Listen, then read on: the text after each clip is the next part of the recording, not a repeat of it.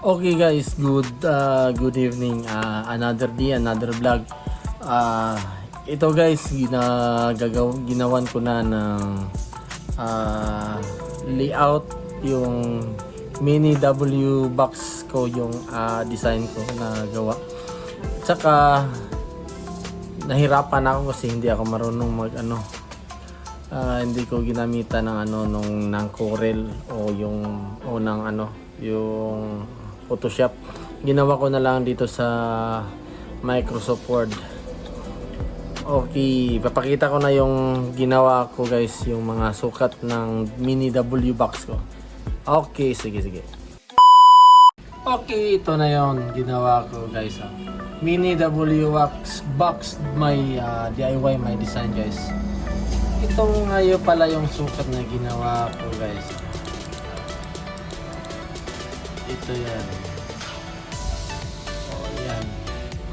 Yan yung ginawa ko na design guys.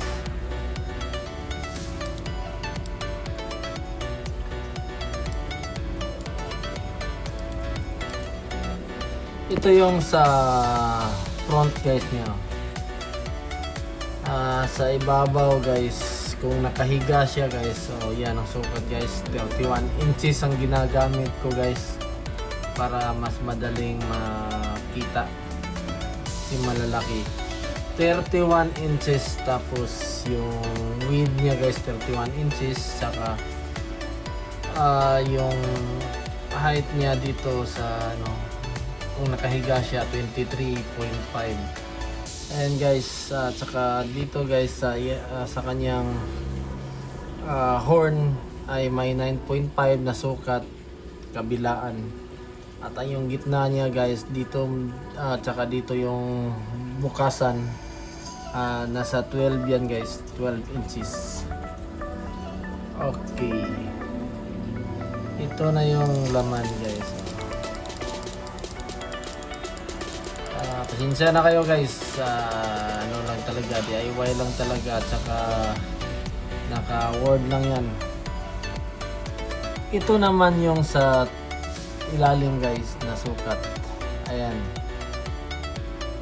kung nakahiga na siya guys, ang sukat niya sa lagayan ng niya, speaker dyan, yan yung sukat, 20 yung pahalam, at saka yung pataas ay yun lang yan, 12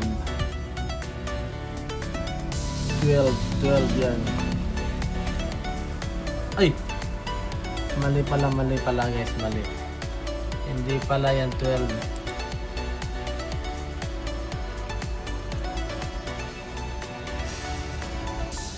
24 pala yan guys.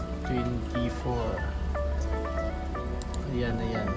Yung tuloy na hindi na natin hanang masyado yung ito kasi yung kopya ko guys, ginawa ko lang doon. Sinukatan ko lang, at saka nilagay ko dito para naman maggandahan naman yung paggagawa, magka-design. Ayan. Yan, 24 yan guys, 24, 20, 20. At saka yung dito guys, hindi ko na nilagay kasi andun na yun sa taas. 12 yung nakalagay dyan na 12. At yung niya sa gitna guys, nilagyan ko na yung para paglabas ng sa breather ng speaker niya. Ang magawa niya guys, ganito yun, paglabas ng hangin dadaan dito patungo dyan tsaka palabas, para hindi masyado abuso yung speaker, hindi masyado madaling masira. Kaya mabuti talagang may labasan ng hangin. At saka yung dito niya guys sa gitna, meron dalawa na breather niya. Yan yung sukat guys sa kanyang gitna guys. Mayroon siyang 5 inches pahalang, saka yung dito niya 7 inches. Yung slide niya guys ay naka 8 inches lang. Pasensya na kayo guys sa Tagalog ko. Sabta na lang guys kay Bisaya gid kong dako. Okay. Ayan na guys. Oh. Ipalalaki ko, paliliitin ko lang guys para makuha nyo lahat. Okay. Iyan na. Oh.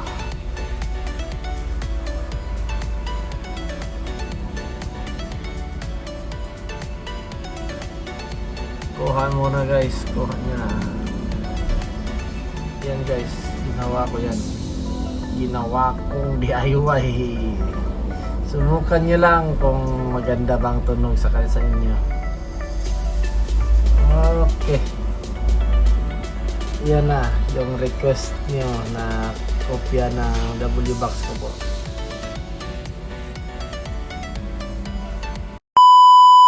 May pahabol pala na ano guys, sukat hindi ko nalagay kanina sa pag-video ko. Kaya ngayon ito guys, pahabol ito guys. Ito guys, hindi ko nalagay ito guys. Ito, ang sukat pala niyan guys is 24. Yan guys, 24 din sa kabila guys. Ipicturean ko na lang ito guys para talagang makuha nyo. Okay.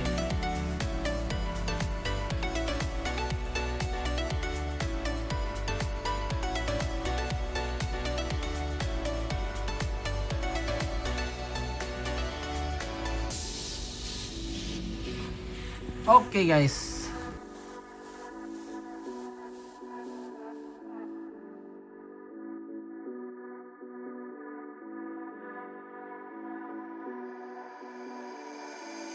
Okay guys, pasensya na po sa matagal na nag-request na magawan ko ng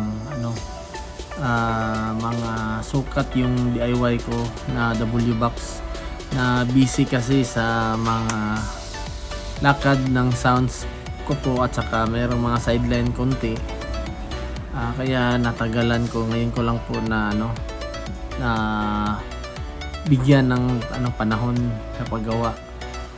Okay, salamat po sa panonood. Shout out po sa lahat ng nagsasubscribe, saka yung mga nagre-request na talaging nanonood ng vlog ko po. Ilalagay ko na lang po sa baba yung nagpapa-shout out. At saka hindi ko po na masyado na gawa ng yung talagang isometric yung W-Box ko kasi nahirapan ako. Kaya yan lang ang nakaya kong gawin. Parang yan lang yung vlog ko ngayon, para lang sa W-Box talaga. Kasi kanina busy ako, gumawa ako ng LS18 ko. Dinagdagan ko ng 2. Isa pa lang na gawa ko. Okay guys, maraming salamat sa palaging panonood at sa palaging pag-comment sa mga vlog ko. Sa hindi pa subscribe na po kayo para makikita nyo, para pa tayo ng mga dagdag na vlog guys. At saka don't forget to share and follow my Facebook account and hit the bell para updated kayo sa mga vlog natin. Okay, maraming salamat sa panonood. God bless us all. Thank you. Bye-bye.